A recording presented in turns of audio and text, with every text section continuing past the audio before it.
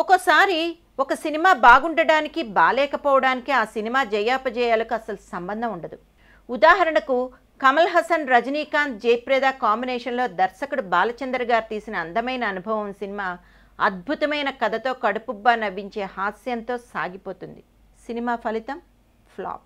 ఈ సినిమాకు విమర్శకులు 20 ఏళ్ల తర్వాత రావాల్సిన సినిమా అని, అలాగే అందమైన గోదావరి నది అందాల మీద అక్కినేని నాగేశ్వరరావు కథానాయకుడిగా బాపు దర్శకత్వంలో వచ్చిన అందాల రాముడు మొదటిసారి విడుదలైనప్పుడు ఫ్లాప్. దాని మీద బాపు గారే వేసుకున్న కార్టూన్ ఆడుంటే ఈ రోజుకి 100 రోజులు అని. అదే సినిమా రెండోసారి విడుదలై సూపర్ హిట్ అయింది. అలాగే వెంకటేష్, శ్రీదేవి, ఆర్జీవి సినిమా క్షణక్షణం కూడా first release flop, second release hit. ఇలాంటి కోవలోకి వచ్చేదే జంధ్యాల దర్శకత్వంలో వచ్చిన చిరంజీవి చంటబ్బాయి కూడా. ఇంటిల్లపాది హాయిగా నవ్వుకోతగ్గ చక్కని కుటుంబ కథా చిత్రం. ఇప్పటికీ టీవీలో వచ్చినప్పుడల్లా ప్రతి ఒక్కరూ హాయిగా చూసే చిత్రం. కానీ ఫలితం ఫ్లాప్. నవరసాల్లో అతి కష్టమైంది హాస్యం. నటులు తాము తెర మీద నవ్వకుండా థియేటర్లో ప్రేక్షకులను నవ్వించాలి. అటువంటి హాస్యాన్ని అవలీలగా చక్కని ఈజ్తో పండించడంలో సుప్రీం హీరో చిరంజీవి దిట్ట. ఒక ప్రైవేట్ డిటెక్టివ్ పాత్రలో చిరంజీవి నటన అద్భుతం.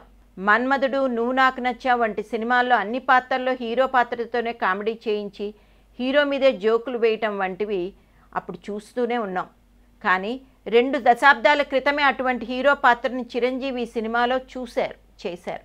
సినిమా ప్రారంభం నుంచి కడుపుబ్బా నవ్వించిన చిరంజీవి పతాక సన్నివేశాల్లో తానే అసలైన చంటబ్బాయి అని, తండ్రి ఎవరో తెలియకుండా పెరిగిన తన బాల్యాన్ని, కళ్ల ముందే మరణించిన తన తల్లికి దహన సంస్కారాలు చేయలేని తన దీనస్థితిని, నీళ్లతో కడుపు నింపుకున్న తన చిన్ననాటి ఆకలిని తెలియజేసే సన్నివేశంలో ప్రేక్షకులను కంటతడి పెట్టిస్తారు.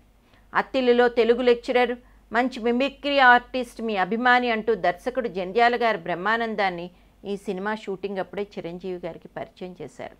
పలు సందర్భాల్లో చిరంజీవి ఈ విషయాన్ని స్వయంగా చెప్పారు కూడా. చిరంజీవి సినిమాలో ఇప్పటి వరకు తన పుట్టినరోజు ఆగస్టు 22న విడుదలైన ఒకే ఒక్క సినిమా చంటబ్బాయి.